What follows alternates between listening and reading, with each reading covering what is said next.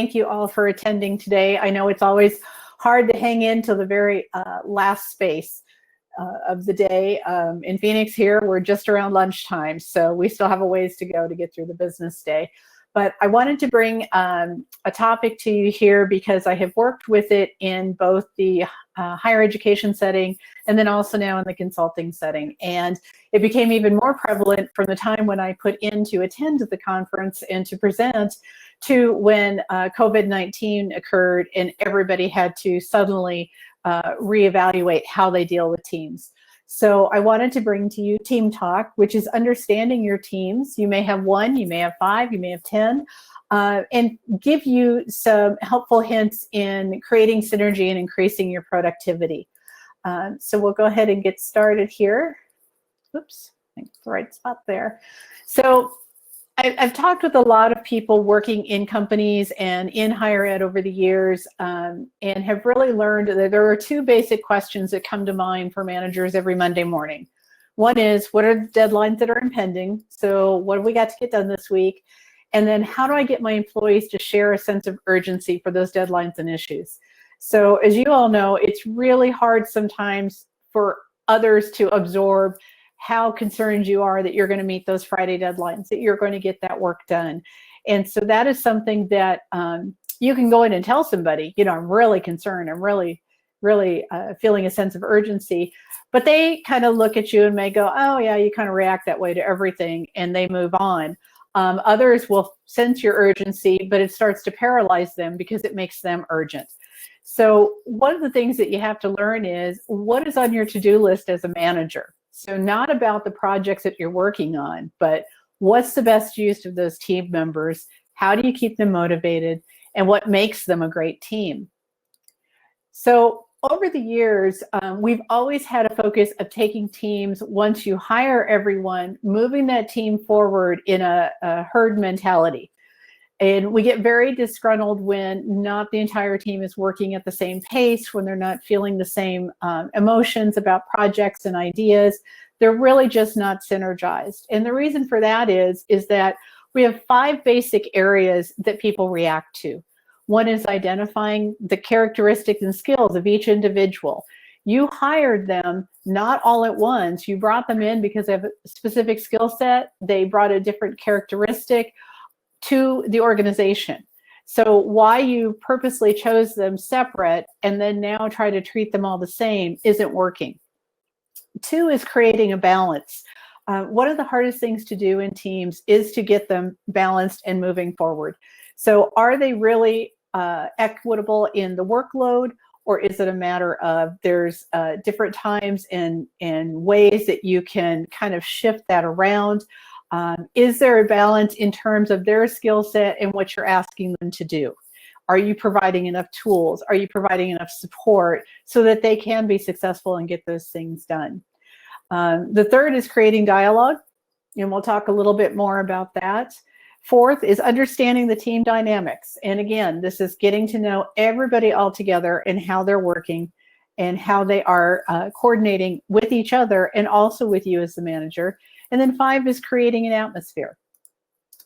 So characteristic and skills, your most important tool. This really is something that gets overlooked many, many times when teams get put together. Your individual team members come in with a lot of strengths. They have fragility. And I always say fragility and not weakness, because it's not a weakness if you're not knowledgeable in an area. It's not a weakness if you haven't done something.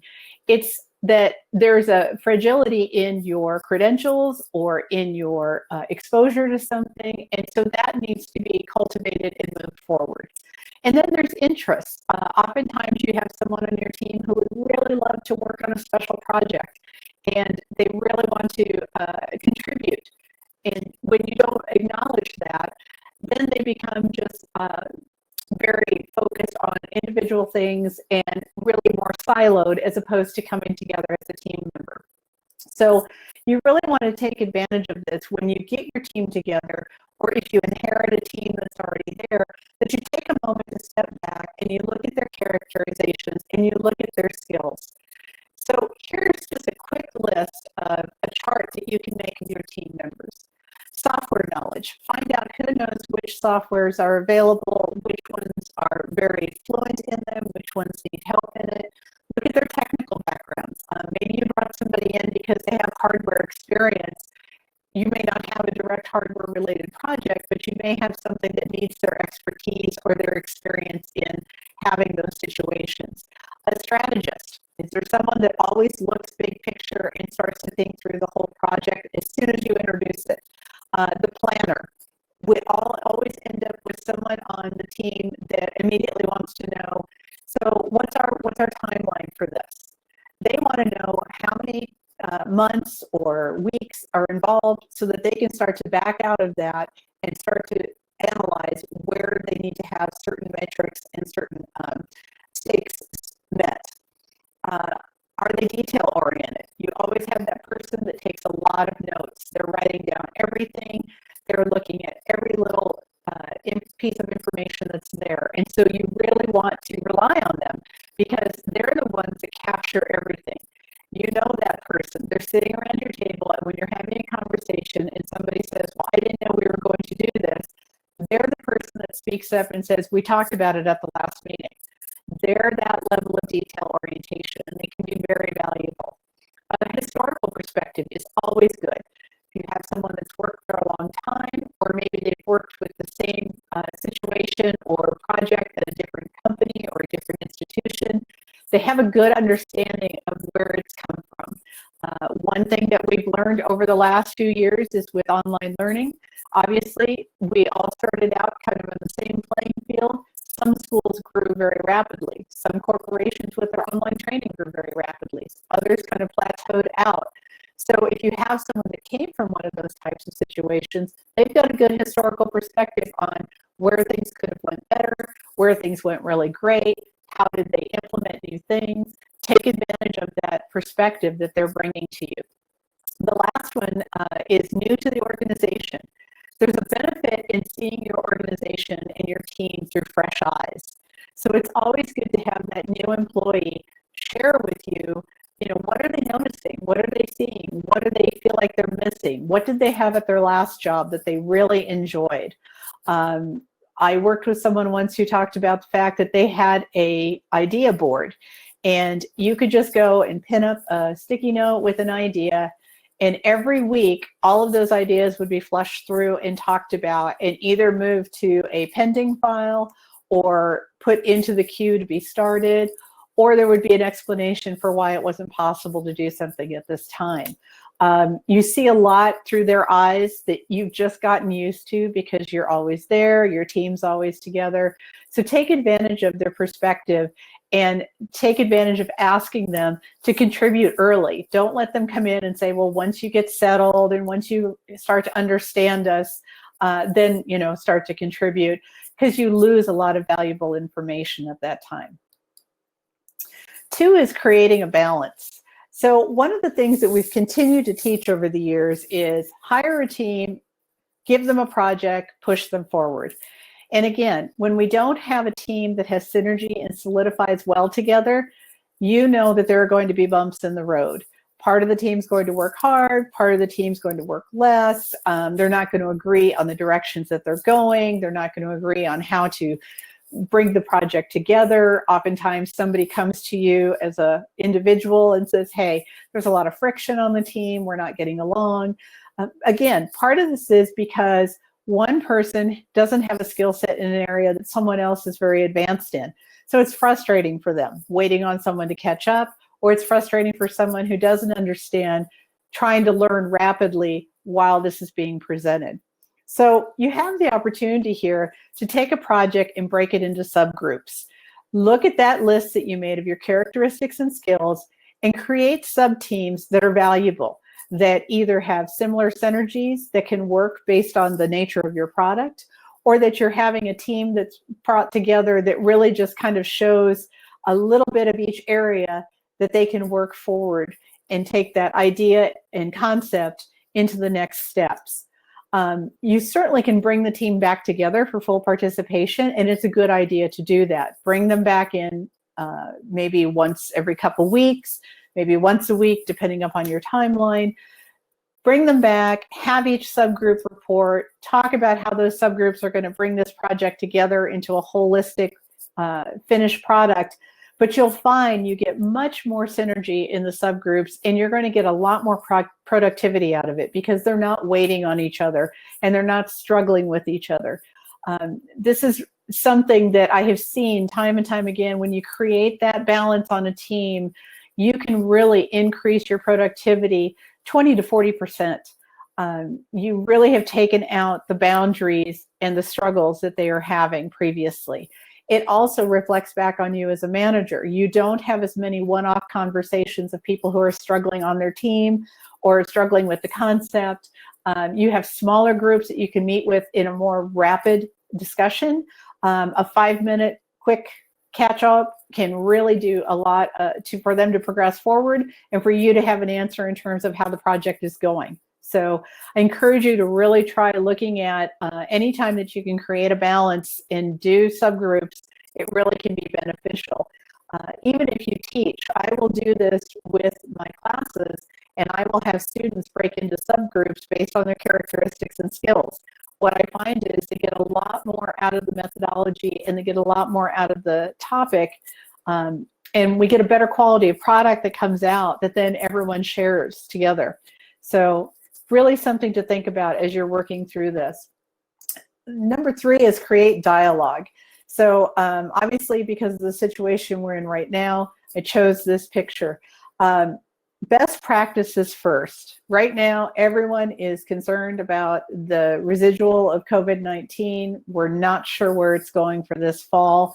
So if you're an organization that's bringing your team together, even just periodically, and you're the manager, make sure that you're doing what the best practice is. So if you're to be wearing a mask, if that's what your company requests, if that's what your institution states has to happen, you need to set the tone. You need to be doing that. If you feel like it's okay and your team is okay with coming together like this and practicing social distancing, then you take the lead in it. If you feel like things can be done remotely and you can do this over any sort of software, then do that as well. Best practices also mean what is it that you're looking for and how you want them to do things. Be clear in your expectations. I would like a report every Friday afternoon on where your sub-team is at. I would like a report on how much was spent out of the budget for items every week. Whatever that is, make sure that you set the tone and that you set up those best practices so everyone on the team is comfortable, they're confident, and they recognize what the expectations are. Second is participants. If you sit around the table with everyone that's on your team and you really think, just look at each person for about 2 minutes. Look at that person for 2 minutes and think, what do I know about this person? If you barely know their name or you barely know what they do within your team, that's a problem because that's a participant that isn't fully ingrained for you to rely on, to ask questions of, to make them feel part of the team. So while you may be thinking that they're holding back and not sharing information, part of it may be because you haven't set up that relationship and that expectation that when you're here in the meeting, we expect everyone to participate. So make sure you go around, look at your team, look at your groups, whomever you're working with, and really make sure that you know them. And if you don't, that's a good time to set up a meeting with them, just informal. Don't sit behind a desk and them on the other side like they're interviewing, but just have an informal 5-minute conversation with them. Just get to know them, understand why they're on the team, what they hope to gain from it, share your appreciation for them being there, make sure that they know that they're valued, and then that dialogue becomes easier and easier every time. Problem solve. Ask them to look at things. And it doesn't just have to be the project that you're working on. It doesn't have to be necessarily that there's a deadline or something. Think about long-term visions and short-term visions. So you can ask them something as short as, we're clearly going to be meeting over Zoom for the next 2 months.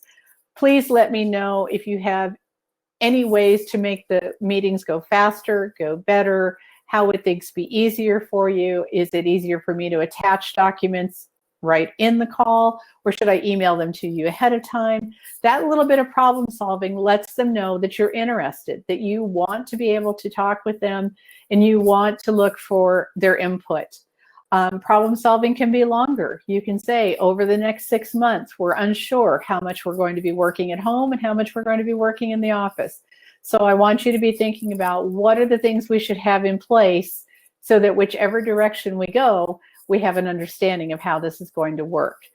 Use them as value and allow them to feel part of the team and part of the interest in doing this.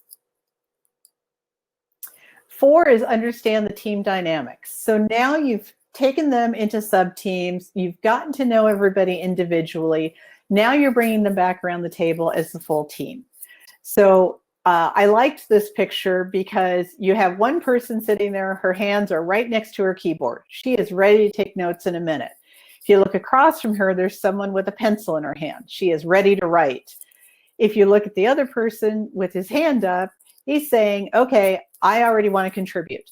Then you have a couple people walking in who are late to the meeting. So you can already see all the seats are taken. They're not even in the room yet. This is understanding the team dynamics. So people that are running late, it happens to all of us. But if it's consistent, you want to have a conversation with those folks and you want to not talk to them about why you expect them to be on time for yourself in the meeting. You want to talk to them about the impact it has on their team. So this picture, clearly they're already having a conversation. They're already in the depths of talking about a project. They're already getting ready to contribute. And these two individuals walking in have missed a lot of that. That's the point you want to get across to them. It's not about punching the clock. It's not about making them feel bad. It's about making them recognize the team dynamics and how it's important that they're there, that they hear all the contributions, that they hear the questions, and that they're there to also contribute as well. You can see the person with her pencil there. She's probably a detail-oriented person. She's your person that's going to write down notes, going to have every level of detail that you need. She may be one that you call on during the meeting to go back and say, can you check, did anyone mention this? Or somebody mentioned this earlier. Did we go back and finish that out? And she will tell you, yes, that idea was completed, or no, it wasn't. We should talk about that a little more. So there's an opportunity to utilize the people around the table. One thing I always recommend is when you walk into a room like this and you're going to meet with a team, don't immediately just walk in, set your items down and say, let's get started. This is an opportune time for you to walk in, say hi to everyone, walk around the table, say hello individually, let them know that you recognize that they're there. And that also gives you an idea to think about, where are the people with certain characteristics sitting? Who can I rely on to do different things? You may even reach out to the detail-oriented person and say, would you mind taking notes today while we're meeting? But you start to set up that meeting for success. And you start to set up that team dynamic of, everybody in this room is important. I want to hear back from everybody. I want everyone to contribute. That's the key in getting a really productive meeting with really great ideas and people who are going to contribute something that may even be entirely outside of the box, but it is something that you want to hear, even if it's not something that you use. Create an atmosphere. And I use this picture on the left because this is something we're all dealing with right now.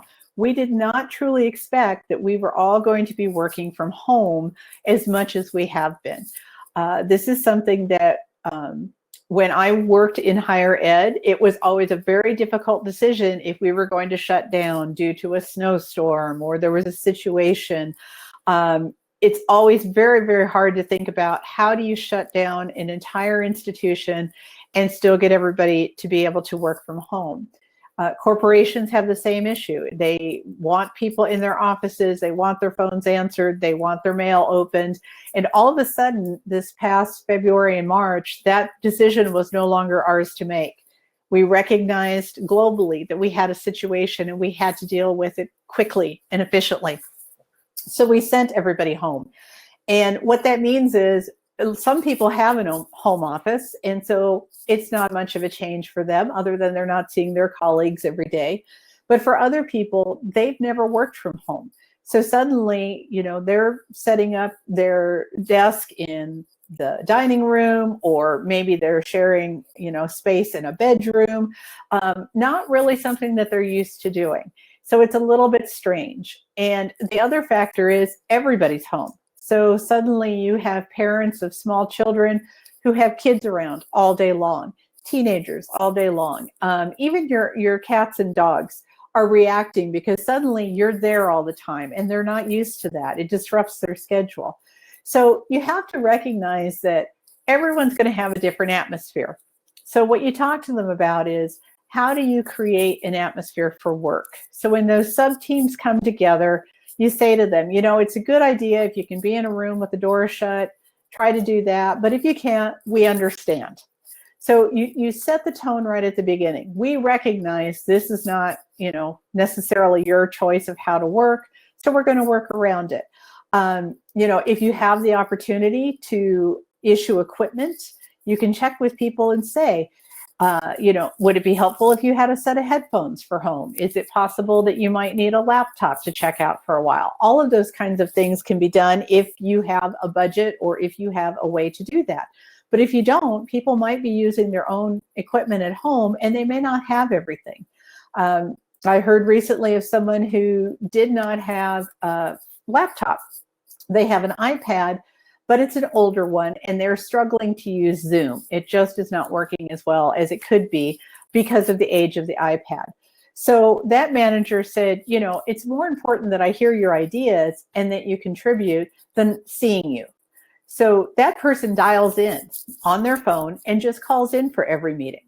Now, everyone else doesn't get to see them. Because they have a good team relationship, the manager made a little cardboard cutout of that individual from their university photo. And so he sets it up on the desk next to him every time they have the call. That makes it kind of fun for the other people because they feel like they see that person. And when she's talking and giving back information, it feels like she's there. She took a picture of the screen and also sent it to her so she would have it and see how she's represented in the meeting every time. That's valuable for an individual to not feel like they're the only one that can't participate in the same way. This is particularly true if they are global. Maybe they're having bad connections. You want that person to still feel part of the team, still be able to contribute, and you want the team to recognize that person is still there. So creating an atmosphere, helping your team to do that, particularly during COVID, is really valuable and really helps them then focus on the things that they need to be doing. So remote is the new office setting. And for some people, they're going to be going back soon. And for other individuals, they're going to be home for 6 months or 12 months. I've heard. So you want to think about, how is this impacting your team? What are the types of projects they work on? So I'll give you 2 examples from people I've talked with recently. One does a lot of research and they use a science lab. So obviously recreating science lab and issuing technology and equipment to people at home is really not a viable option. So what they have done is they have decided to flip how they do their project. They know the end result they need to do and they know the timeline that they need to get it in. So what they have done is while they're at home, they're doing research on the meat and the heart of the paper. They are looking into all the different areas that they need to. They are pulling all of their resources and they are getting all of the writing done ahead of time. And they are creating a list of all the things they need to do when they get access to the lab. So what it does is once they're told that at least one of them can go in, one person will go in and run the actual experiments and then document the results. But they've already started working on the remainder of the project and the report that will have to go in with it. So they've looked at it a different way. Normally they would have went in, they would have done all of their experiments first, then they would have done their research, then they would have compiled the paper. So they're still getting things done. They're still all having value in the project. They're just having to look at it a different way. So they're preparing for the shift and they're recognizing what they're going to have to do differently in the short term and possibly in the long term. They're also looking at ways that they're trying to do things in terms of how they communicate and connect together. So they're doing Zoom calls once a week so they can see each other. And then other parts of the week, they may do a Slack channel. They may just do an email chain. They do all sorts of things just to try to get the feel for really having just casual conversation. And if you're using Slack, you can set up a variety of channels. You can have one that's just for casual conversation. People can share fun things there. You as a manager can say, hey, I'd love to see a picture of, your animal, and have people put pictures up of their dogs or cats, or maybe they have a bird, something, whatever they'd like to share with you. Some people will share what they're seeing right now out their window. So some people are in colder parts of the US, some of us are in the deep heat, but it's beautiful and it's sunny, and so you can have different ways to engage and keep that communication chain going, as well as when they're working on the actual research project. So I wanted to share this with you. A colleague of mine recently wrote a book that is available, and it's called 75 Plus Team Building Activities. And there's a couple ways that this book can be used. The best way, which is how I adopted it, is he gives you a quick list in there of here's all the activities of things that you can do.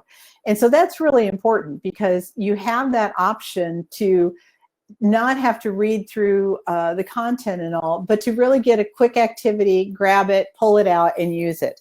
So there's a nice way to sit there and start to look through what are some of the things that are available and how might I incorporate these. There's also really good information in there on working with remote teams, which ironically, when he set out to write this, was long before we had the pandemic happen. So it really came at a good time. But what you want to do is use this, again, to build relationships, to start to build and understand those characteristics and skills of your individuals, and to start to check on them and how they're doing being at home and being remote.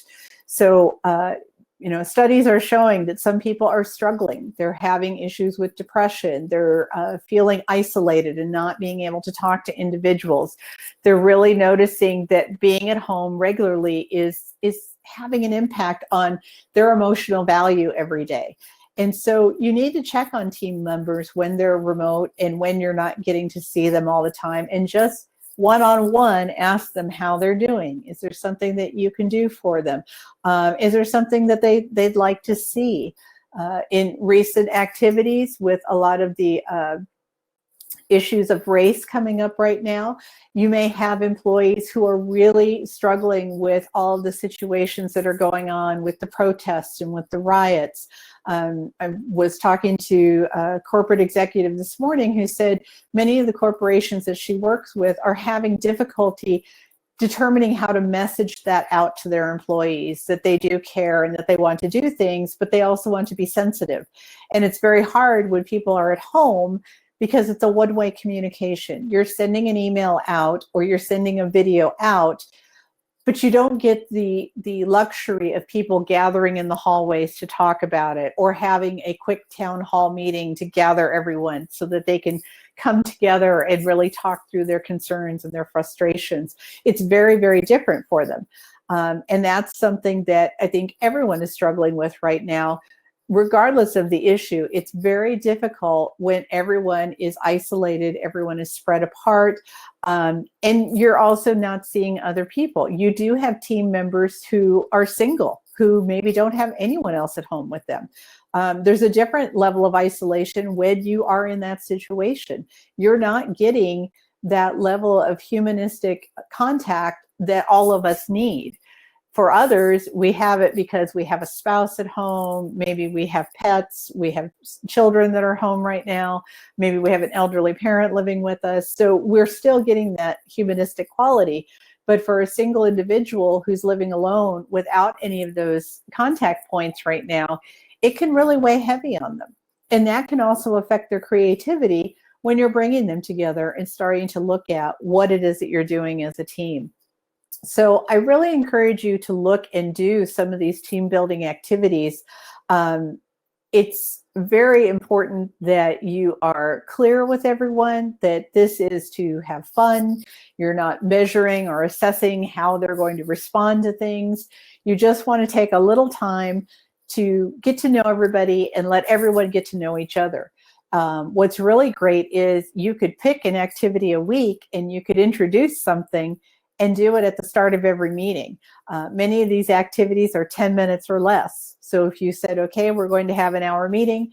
When we start, we're going to do an activity for 10 minutes, and then we'll get into talking about what the project is or what we're working on. Again, if you're teaching, you can even do this. You can get your students together and say, we're going to do a quick team building activity, and then we're going to get into this week's lesson, and we're going to start talking about how this is working.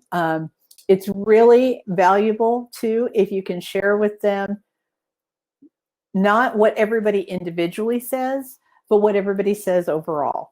So I'm going to share 2 activities with you here, and you'll see what I'm talking about in that you can get everybody's responses, but you can quickly just calculate it up and say how the team is feeling today.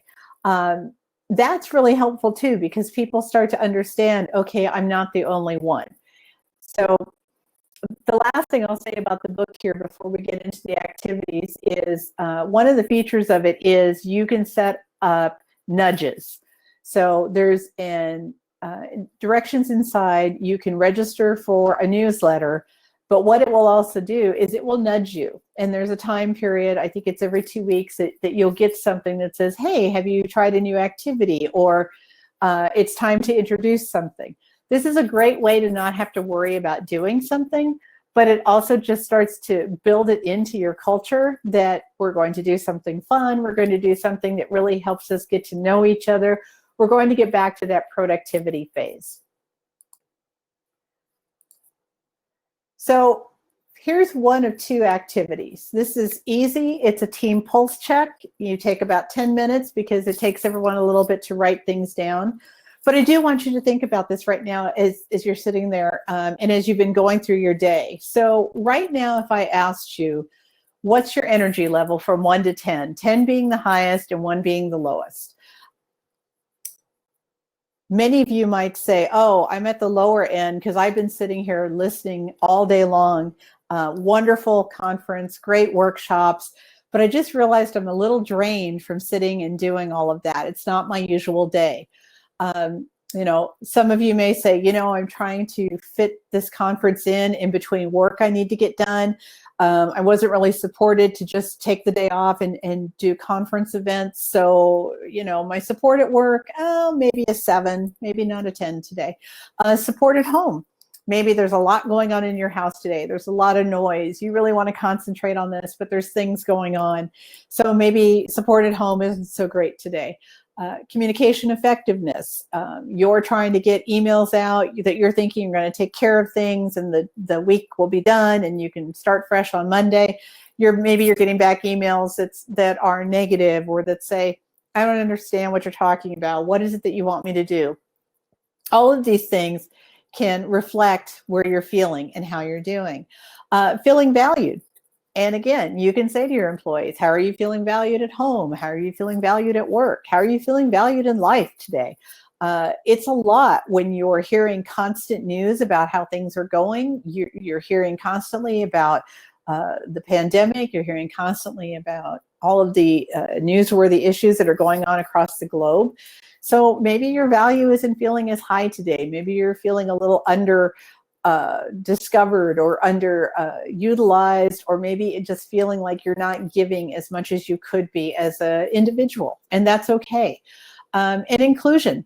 You know, are you feeling included in this team? Are you feeling included in your sub-team? Are you feeling included in the company or in the institution? These are all important things, and there's many more in there that you can ask. But this is a way to let everybody just sit there for a couple minutes and write down their numbers and tell them, don't put a lot of thought into it. You know, you don't want to analyze. You just want to think about reactively, how am I feeling right now? And then as the leader, you should be truthful and share your numbers as well. it's very important that they understand that you're in the same boat as them. You know, sometimes people think that because you're always positive and you're a great leader and you're always getting a lot of work done, that nothing ever disturbs you, nothing ever bothers you. You're always in a great mood. Everything's wonderful. What they don't realize is that you've learned as a senior administrator to manage that. And so you want to say to them, you know, I didn't sleep very well last night. You know, I felt kind of weighed from all the things that are on the news. You know, it's really a struggle in my house right now with everybody being home. And so maybe today, you know, overall, I'm feeling like a 7. That's really valuable to them because they realize that 1, you react just like they do. 2, you're being honest and transparent with them, which makes them feel a part of the team, that you're inclusive. And 3, it also makes them understand that, okay, we're all in this together. And so we're going to try to move things forward. And again, you want to watch for low numbers, not to call them out during the meeting. Never do that. You don't want to isolate someone. You don't want to make it known that there's a problem. But if somebody, you know, you notice is doing really low numbers on a couple of things, reach out to them individually. Maybe they're just having a hard day. Maybe there's a lot of other things going on. Life doesn't stop just because this pandemic has occurred. You know, many people are struggling with having relatives far away that they can't get to, that they can't be helpful with. Maybe their children are away and can't get home because there were travel situations. So, you know, everyone has a bad day. Some people are having a bad week. Some people are having a really tough time. So you just want to reach out to them and let them know that you're available to chat. You just notice that, you know, they were struggling a little bit today, and you just want them to know that you're there for them. And that's going to help too, because part of being an intricate part of that team is being ready for everyone else who maybe is in a higher level of energy, feeling better about how things are going, maybe enjoying what's going on. The second activity is the question of the day. And this one is really fun because you can do this really at any time of the meeting. You can do it at the end of the meeting if you wanted to try to close out on a really high note. So you can ask things as simple as, you know, what's your favorite food? What was your favorite dish as a child? What gives you the most joy? You know, what gives you the most joy regularly, and what gives you the most joy now?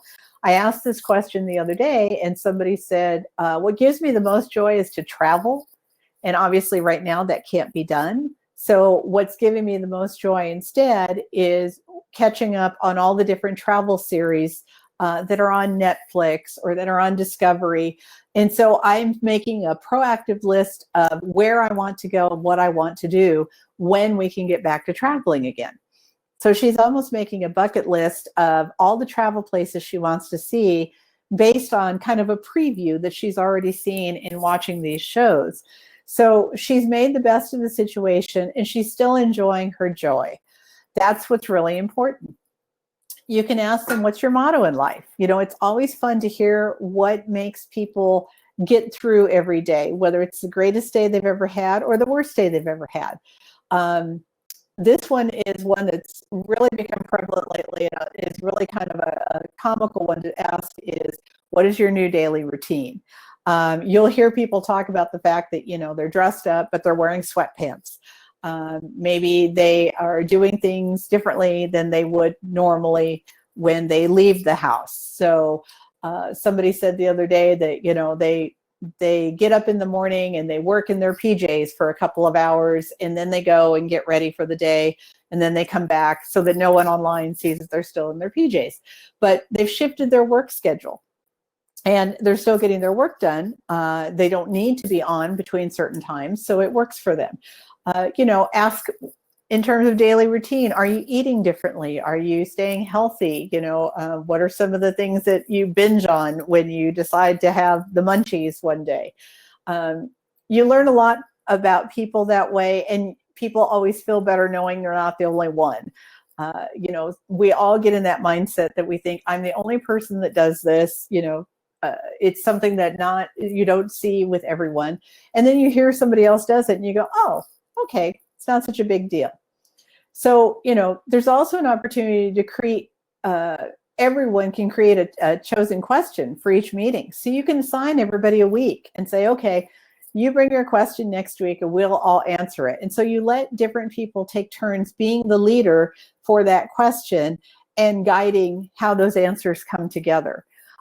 You can even build a fake team. So you can ask a question of, what's the favorite thing that you would do on a team if we were playing baseball? What would be your favorite position? And you let everyone answer that. And then you put together very quickly what your new team would look like. How does that look different from what you're doing right now? So it really just gives you an opportunity to have another. So we've talked about how you've invested your time to create a balance, ensure your dialogue, create your atmosphere, understand your team members and what their characteristics and skills are.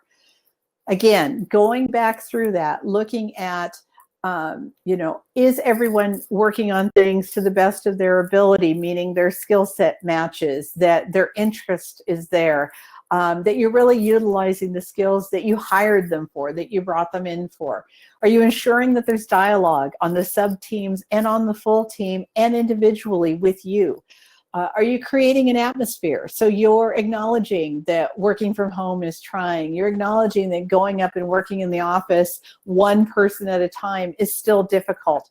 You recognize that there's things that can and can't be done.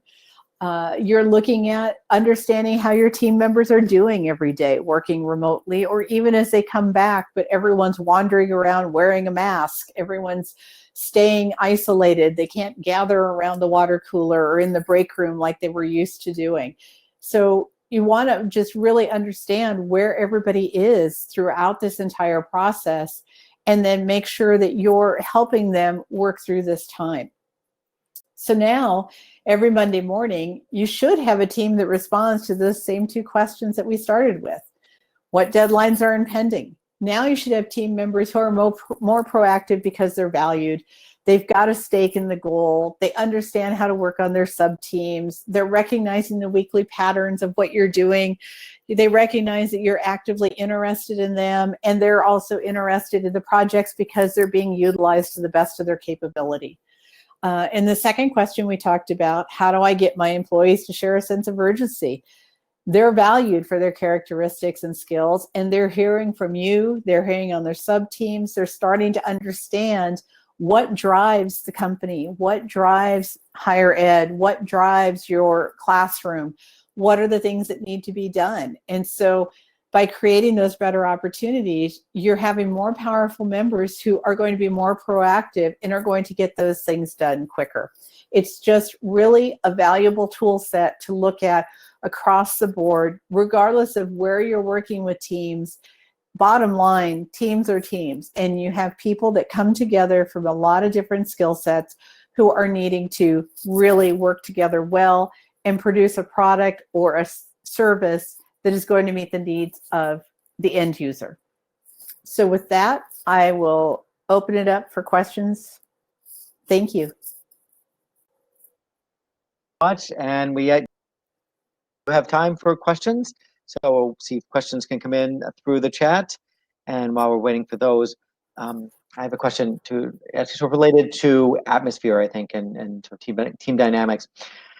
What are your thoughts on how to best get a team in position for, essentially for the team as a whole to be able to get into a flow?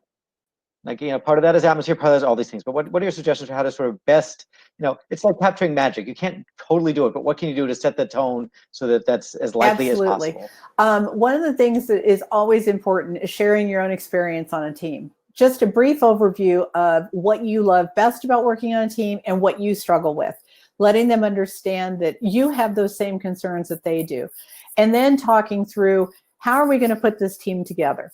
So you bring that team together and you start to talk through, if you're going to move into sub-teams, here's why people are ending up on the team that they are. Here's what we're building for, and here's what we're going to do going forward. You always want to be transparent in why people are coming together and why you're valuing the skill set that's around the table.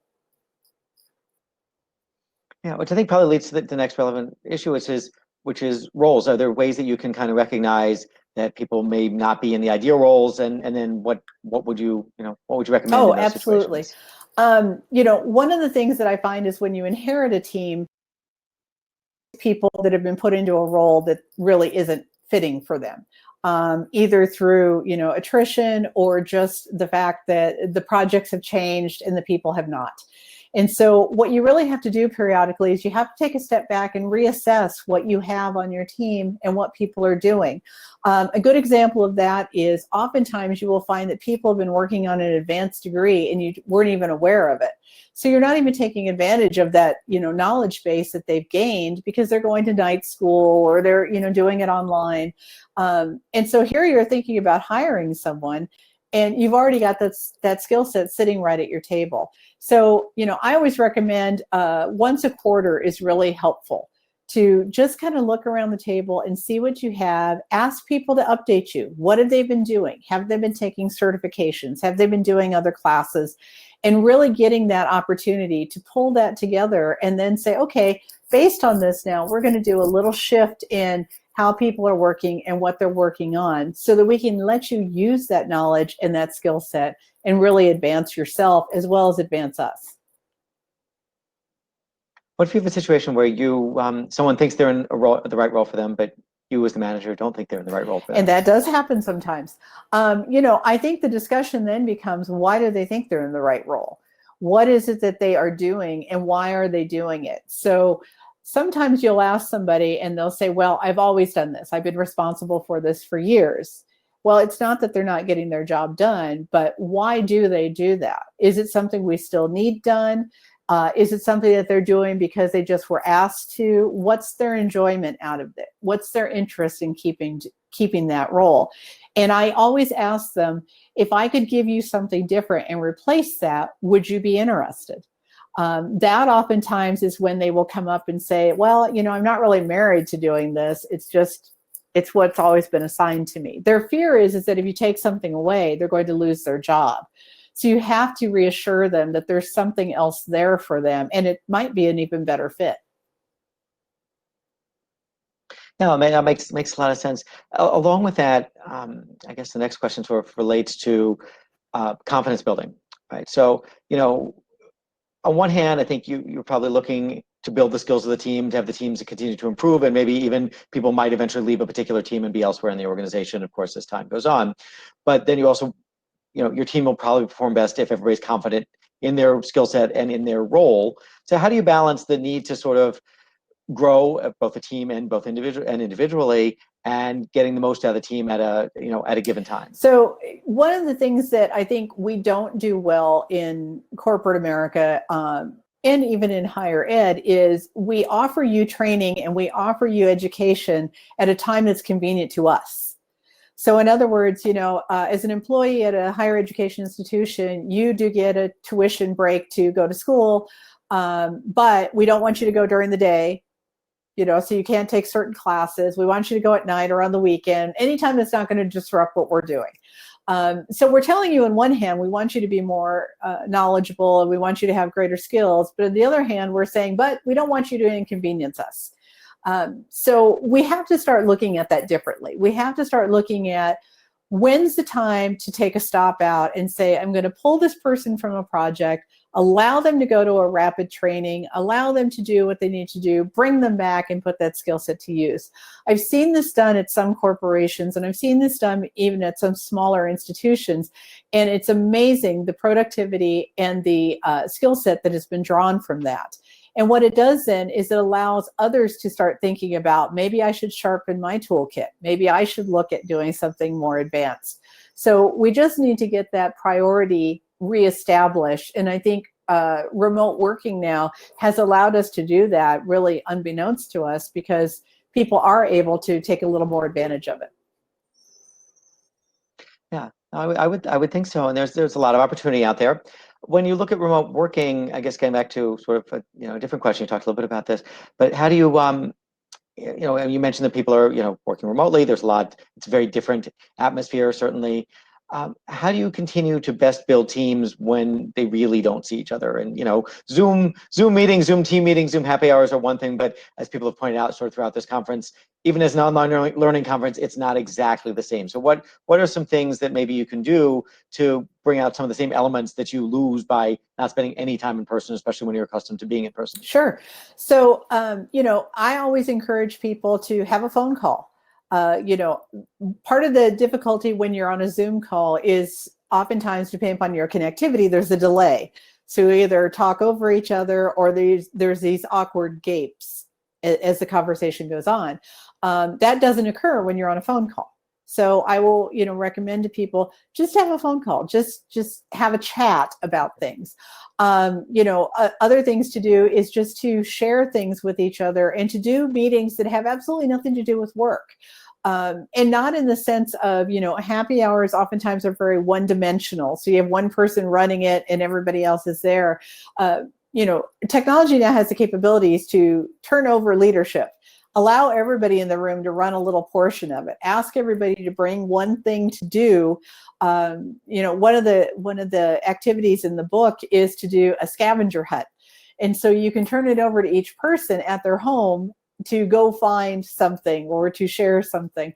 It's really an opportunity for them to everyone is just like in a conversation going back and forth instead of just having that one-dimensional, really almost like a lecture feel of the leader who is the host and then everyone else who kind of sort of contributes. The last thing I would say is that, you need to ask them what they would like. Different groups react different ways because there are groups of people who are naturally more conducive to hanging out in the break room. And there are other people at work that, as you know, go from cubicle to eat lunch and right back to their cubicle. They're not people that go and hang out. So trying to force that issue because now everybody's online can be just as difficult for them. So you want to know your audience well enough and let them say to you what they'd like to do. And Beth Barber notes that she says they've been doing Jackbox games occasionally on Fridays and they've been having fun with those. I think, games is a great way. I know a group that's doing the New York Times crossword puzzle. And so they get together, they pick what day they're going to do, and they do the full puzzle. But then once a week, they actually meet online and they talk about what are the ones they can't get. Who can get number 15? I couldn't get that one. You get into some interesting conversations that way because there's a history to maybe the answer or maybe, what happened then. The one I thought of is, I think it was a couple days ago in the puzzle, it was about Woodstock. So, if you have somebody in your group that remembers Woodstock or their parents went to Woodstock, suddenly the conversation goes off that way a little bit about, oh, here's what I heard or here's what I remember. And so it's really just kind of a fun way to do that. And everyone's learning, they're having fun doing the puzzle. They can't wait till Friday and share answers, or the one is just driving them crazy. They can't figure out how to do it. So there's a lot of different things like that you can do. And I think you were talking a little bit before when you were mentioning phone calls too. When you're getting back to the phone call idea, that's I think one-on-one. So part of the idea is to include one-on-one conversations and not have everything be the full group Absolutely. dynamic. And remember, you've got people spread out. Even in the US, you've got 4 different time zones at one point. If you've got global employees, now you've got people staying up late at night to be on a call. So, flip that opportunity. Have everyone else stay up late and that person gets a normal, 10 a.m. call. Having one-on-one calls then can allow you to control that time zone issue a little more as well, so that you're not always fighting that and having, this difficult paradigm of trying to get everybody in when they need to be. Right, you're only working around two time zones, not however many, 8 or 10 or however many you have on your team. Exactly. Yeah. Oh, that's great. And we have other comments from Beth. Just as mindfulness cards that she reads off in the morning meetings, depending on the day, and gives the team something to think about during the day. That's a great idea. And it reminds me of one that I recently saw where they give a recipe for the week. And so on Friday, they have a catch up and they talk about, did anybody make the recipe? Did anybody try it? Or are you going to try it this weekend? Or, if you would do something different with it, what would you do? Maybe, one of your employees is vegan, so they would take a different approach to it. But again, it's just something that gets their mind off of everything. And it's common questions that we would talk about. When you come into the office in the morning, if somebody says, oh, last night I made a great pan of lasagna, pretty soon the entire conversation is about the different ways to make lasagna and remembering your grandmother and all of these different dynamics that come in that really is hard to do on Zoom and to feel that. So, maybe I see that you did that and I just pick up the phone or I arrange a time to call you and we just talk through it. And we talk about, well, what did you do and how did it work? And, did you test it? And there's just all these different things that can come from that. Pets are the greatest subject matter in the world. You can ask people and immediately, people may not have a current photo of themselves, but they can instantly put up a picture of their dog or their cat or their bird. We all have millions of pictures on our phones of these things. So, you can be in the middle of a meeting and you can actually say, okay, we're going to break here. This is a good spot to break talking about the project. And real quick, first person that loads a picture of their animal, gets a Starbucks card. And poof, yeah, I mean, you'd be shocked. I've seen this happen. How many pictures suddenly go up of animals, and you pick the winner. Oh, I don't even think you need a Starbucks card. Yeah. And you get that, and then everyone starts talking about, oh my gosh, he's so cute, and what's he doing there? And all of these different things start to happen. It's really getting back to our lives and how we incorporate our lives into working. And even when we're in the office, we're still going to be a little estranged, with social distancing and walking around in masks. So it's going to be that need to, even if you're just sitting at your desk, if suddenly, a Slack channel pops up and says, hey, everybody post a picture of your pet, people are still going to do it. So it's a great opportunity to start to build those relationships. Yeah, no, Billy, there's a lot you can do, and there's a lot involved in team building, and really appreciate the time that you've spent with us. Anything else you want to leave us with? Which maybe just another minute or so. Any last thoughts, especially as the last presenter? Thank you for being the last normal presenter at the conference. Partly, mainly due to with your time zone. No, I actually like being called a normal presenter. That's kind of fun. Yeah, I'm not sure where that. I should use a different word. I don't know what to make of that. The last non-awards presentation session. I can just say I've been in higher ed for many, many years. And now I'm working in the private sector. And one thing remains the same: we all approach teams bringing in with the best intent and the worst follow-up. We bring everybody in, we don't recognize their skill set, we don't always put the right people in charge because we are so used to a hierarchical organizational structure. And what we really need to do is take a step back and really make the most of the people that we have in the way that they come to us and the reason that we chose them, why we hired them. You start to really change how you look at putting your teams together, you're going to just be amazed at the work you get out of them, the productivity, but also just the ideas, the creativity, and really the problem-solving skills. It's worth a try.